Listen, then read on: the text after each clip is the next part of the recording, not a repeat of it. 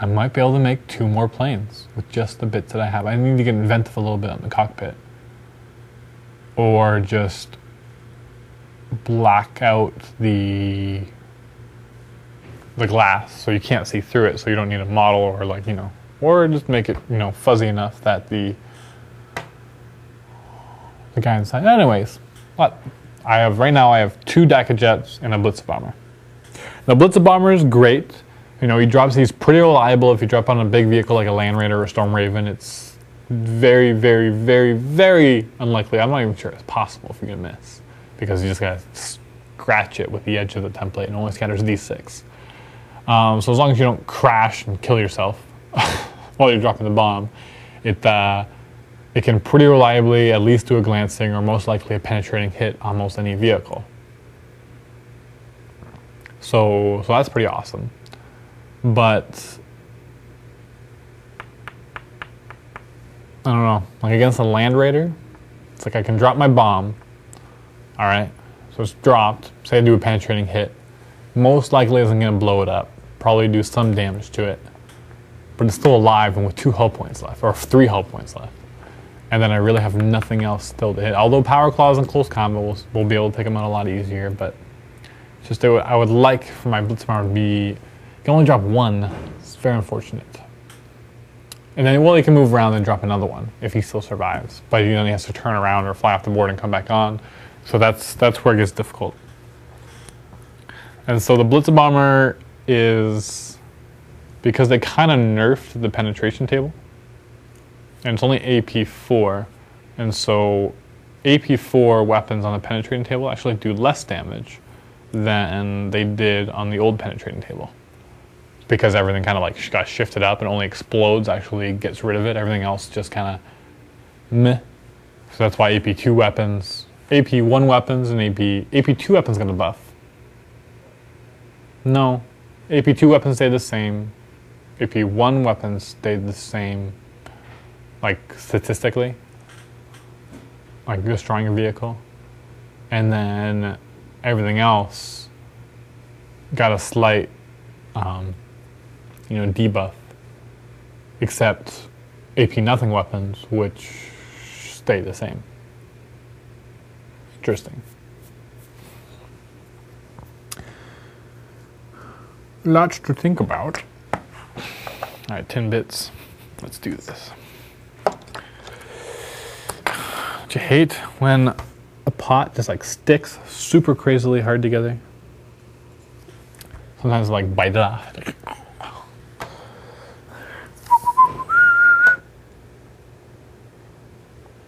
I have read all of you. Kill by being 1, 2, 3. I meant. Oh wait. There's 3 comments from you. Kill by being 1, 2, 3. Is it Holly, MiniWarGaming Dave, you, Epic Duck Mike, and MiniWarGaming Trish? I'm guessing that's my D&D group. No, none of those are my D&D group. Who is it? No, but I have actually had a group with Holly, Matt, Epic Duck Mike, and Trish. Way before we played 4th. For just a wee little bit. It was fun. We had good times. It's over. I know. I do not. I guess some of you are interested in my D&D adventures. I should probably fill you in what's been happening. I can't remember what's happening. I killed off my brother. He played a half-orc fighter. Crazy intense strength, not too many hit points. I like one-shotted him with like a level 13 or like level 6. And he just like ran in and wailed on my brother till he died. He didn't have any hit points and he didn't have very high armor. So, well, you know, you gotta punish him for it. I have to kill them, make them a little more cautious. This is especially awesome when I scare the wizard, because he has so little hit points. If I hit him with anything big, he's probably going to go unconscious. And his lack of support to the group might make a total party wipe. And so he does actually a really good job of protecting himself, and I don't do anything too unreasonable where I just single him out and chase him, ignore everyone else, even when I'm in combat with the other guys. But I'm biding my time. He will slip up one day. and then I will kill him. And it'll be awesome. Oh yeah, they're in a labyrinth right now. And I have like a whole sheet set out of like different things. Like they pull levers, like they turn. But there's like 4 different quadrants and they all turn with each other. And so I like make little marks and ticks. And it's like, okay, so you're in this room, but it's, okay, tick twice. So I have to do 2 quarter rotations and you're okay. So that's that. But then I have to like, okay, so this part of the room is like this. So with this one, if you do 2 quarter rotations, is it a wall? Is it a passage? And if it's a passage, then you lay that out. But then is there another? It's melts your brain. But it's pretty fun. They're pretty lost. They kind of like went up all the way through and they're almost at the end. And then kind of like went backwards through a part of like booby traps. They like hit the last booby trap last and kind of went sequential. Like the gauntlet that you have to run through, they already were at the end of it where the bonus was. And they're like, oh, that's a sweet room. Gave us like some like bonus and recharged some of our spells. And it's awesome. And then they like started going down and then they didn't find the secret door. And so there was like a dead end. And so they had to go back through. Oh, it was great. Because like they have no idea what they're doing. You know, they're going, but like I can see everything. And it's very amusing. I'm glad they put that in there. It was like, it's more of like a good thing for the DM. Although it's kind of dragging, so I'm going to have to make the boss come out and find them because, well, I'll give them one last chance to go through a little bit. And if they still can't, then Spider Lady's coming out to kill them. And there's Tiger Lady too. Fantasy gets so complicated, I can't remember all the names for all you guys.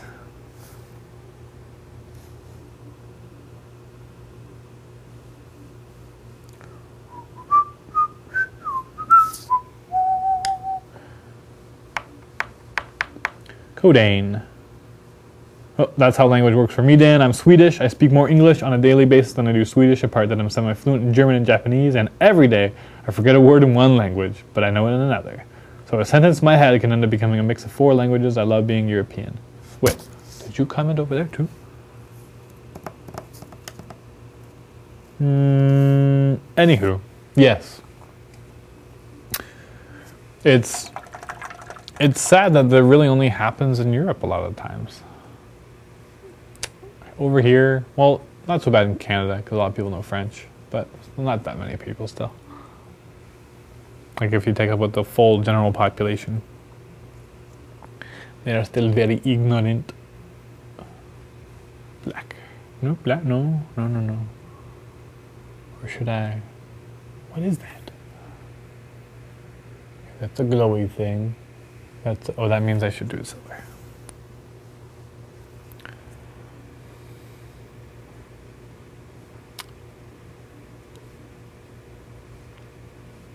These models, well, the long gunners, I'm still don't really like their final job, but I'm not going to go back and repaint them. There's no way, because I didn't enjoy painting them very much. There's some guys that are just overly complicated and weird in their models, and you're like, oh, it takes forever to paint them. But then after you're done, you're like, aha, it looks so much better because of that. But then other times, they just don't actually look that much better because of that. Whether because of your paint scheme or just because you ended up not caring because it was so complicated, or just because the model, for whatever reason, just isn't that good. It's very sad. But it happens. So you deal with it and move on. This looks like a grenade. Maybe it's like a spotting glass. Like, cause I don't even know what Finch does. Finch gives like extra free upkeep spell. Looks like she's got like a watch or whatever those are that the storm callers have. Like, and Reinhold has it too. He's like carrying his little watch. He's like, I have a watch. I'm an explorer. And then the storm callers are like, I have a barometer. I know where the lightning will strike, and I'll put my staff over there. And then when it hits, it'll look like I know what I'm doing. Like, I don't. The barometer doesn't even tell you where lightning strike. It's something about the weather though. Oh, the humidity. I think. I don't know. I haven't looked at a barometer in ages. I used to have one in my living room.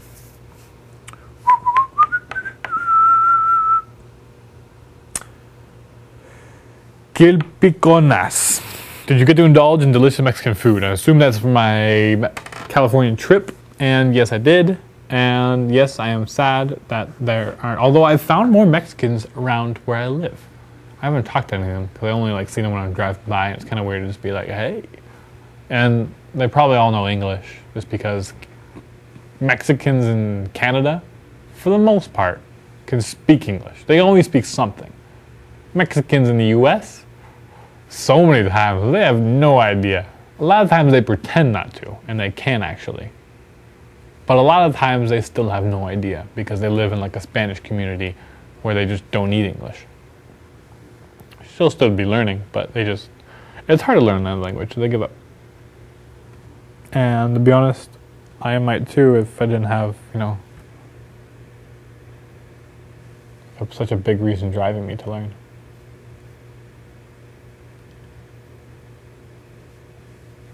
Especially English too. I thought Spanish was hard to learn. Like it took a little while. And English is apparently way, way harder to learn. And where you're a lot of the time just undereducated just because of where you live, and you move here to have more opportunities for education and employment. Learning a harder language, I don't know. I can slightly empathize, but more sympathizing with learning English.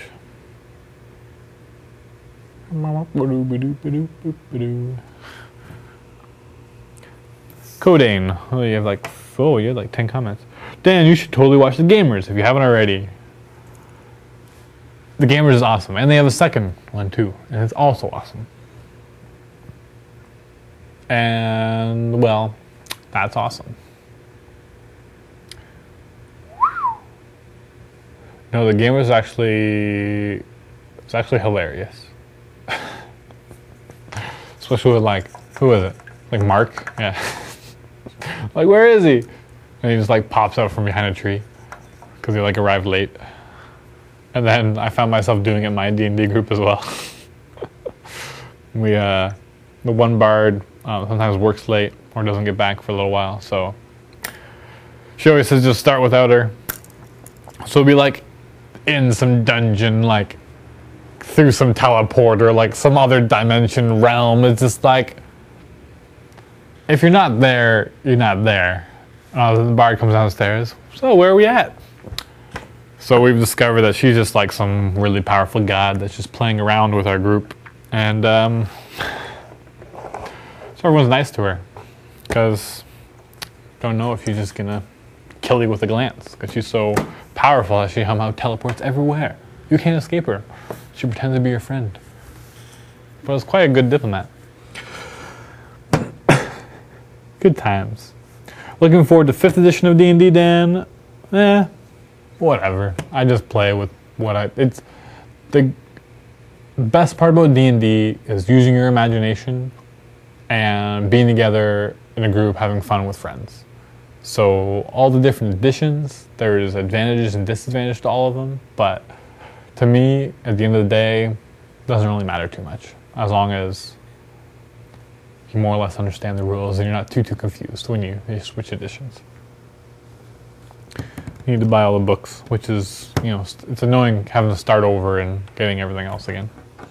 I'm fine playing old school stuff.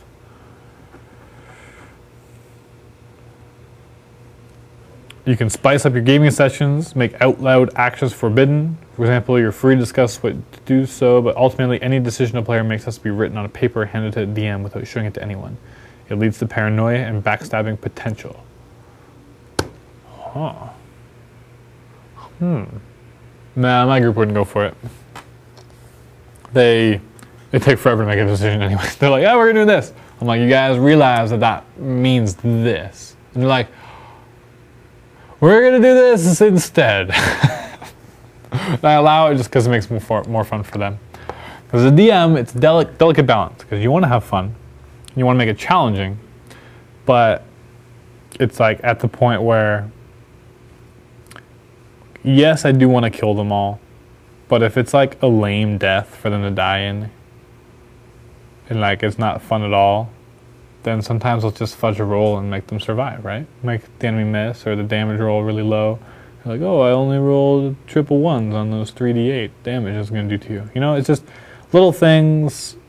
And then I always thought it was super fun when you were like this close to death.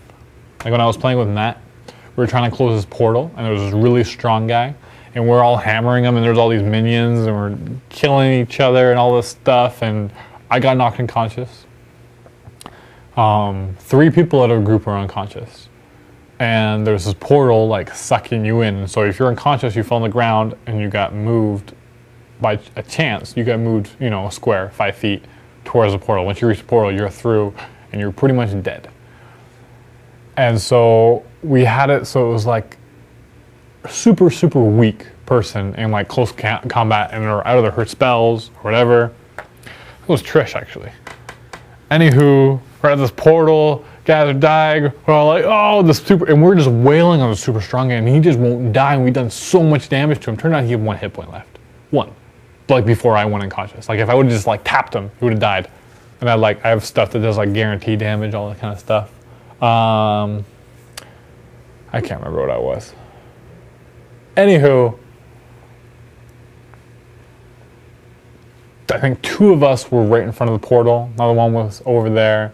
But it was like this close to a total party wipe and this close to like at least a couple of us dying. And it was like, and Matt was getting excited. He was like, oh, I get to kill all of you. And then Trish made some like amazing roll and like hit him with his staff. She's like, and like, ah! Portal goes away and everyone's like, huh. And then it was like a scramble to see if we didn't die from bleeding out, because I think our healer wasn't there that night or was also unconscious. So it was like these crappy heal rolls. We're like, ah! And then we were this close to dying again, and then we actually all survived. But it was so close for so many of us.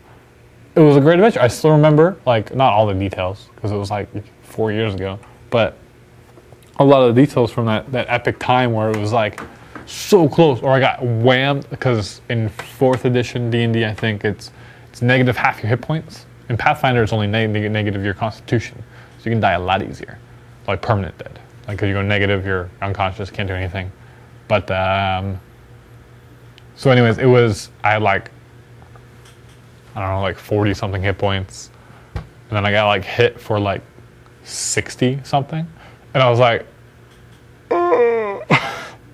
it was like, maybe it was a gradual, but anyways, I went unconscious and I calculated it and I was like, I'm at negative like 21. And it's like, half my hit points is 22. 1 point away from permanent dead, but I got up and I was good. I survived. I'm a fighter.